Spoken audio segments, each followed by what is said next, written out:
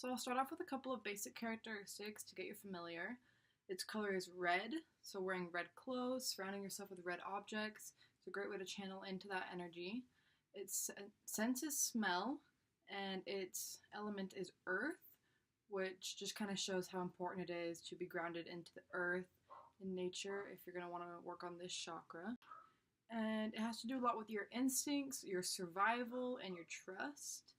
It has a lot to do with your security, whether it's financial or emotional, and it deals with your right to be here and your right to have.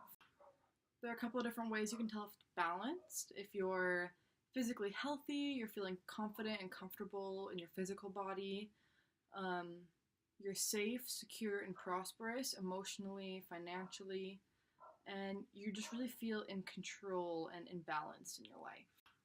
There are a couple of different ways it can become unbalanced. This usually starts in your youngest, most tender years. If you're neglected or abandoned, you tend to cling to material possessions and to people, things that you probably didn't have when you were younger.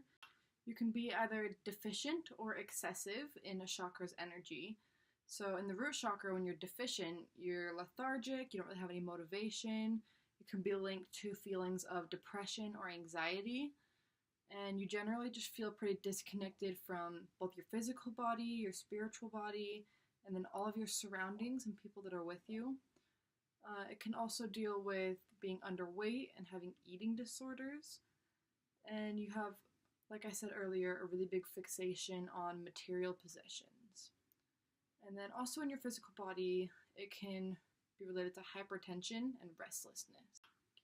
If this chakra is excessive, on the other hand, it can lead to stress, panic attacks, and nightmares, which are all kind of connected. Leads to aches and pains, colon and bladder issues, kind of things down in that root chakra area in the bottom half of your body. You can have a really unhealthy relationship with food on either side of the spectrum, and it can lead to having anger and short temper. And then also if you're just feeling stuck, that motivation's not there, but you're not really happy where you are right now. So if any of those things, either deficient or excessive, really resonated with you, and you want to make an effort to balance that chakra, there's a lot of different steps you can take, and you can pick whatever is best for you and your lifestyle. So crystals are a really great thing that can help. Red jasper, for instance, helps to cleanse and balance that chakra and flush out anything that isn't really helping. Obsidian helps with protection, helps with that security and safety side of the chakra. And then bloodstone can promote self-esteem and gets rid of negativity. So if you're feeling uncomfortable in this physical body, bloodstone can help you get to a place where you are.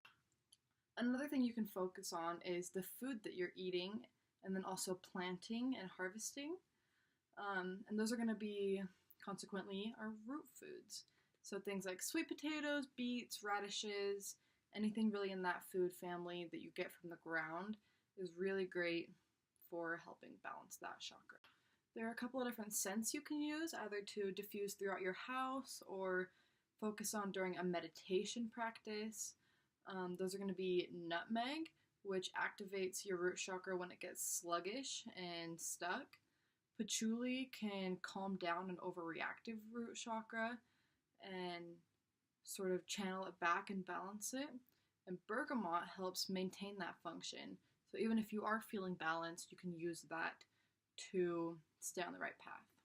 There are also a couple of really great mantras that I've found that you can focus on during a meditation or just use throughout your day and just to focus on and bring yourself back to remember that. A really big one is I am safe and secure. Just repeating that one to yourself helps channel you back in. And then I am grounded and I trust in the wisdom of life can really help you find that security and balance. Okay, so there are a lot of different poses you can integrate into your yoga practice and in your daily stretching routine to help balance this chakra. The first one's going to be sitting cross-legged, as I am right now. It connects you into the earth, so this is especially important if you are able to get outside in the grass and the dirt. So mountain pose is really great because you can root your feet straight down into the earth and build a really great foundation. It's a really stable and secure pose. So this one is forward fold. This is great for opening up the back body to release the chakra while bringing the rest of the body down to help you ground. Bridge pose is great for rooting down in a couple of different spots, but also opening up your spine to release any excess energy. Child's pose is a really great balance of surrender and support to help with that vulnerability and security side of this chakra. This one's a great one to practice every single day if you can. Warrior 2 helps you feel fierce, brave, strong, and grounded, which helps a lot with addressing the vulnerability and insecurity elements that come along with an imbalanced root chakra. Be sure to leave time at the end of your practice for Shavasana or Savasana, which is just lying flat on your back and integrating the practice through meditation. This is really important for not only grounding to help with the root chakra, but to really integrate all those poses into your body.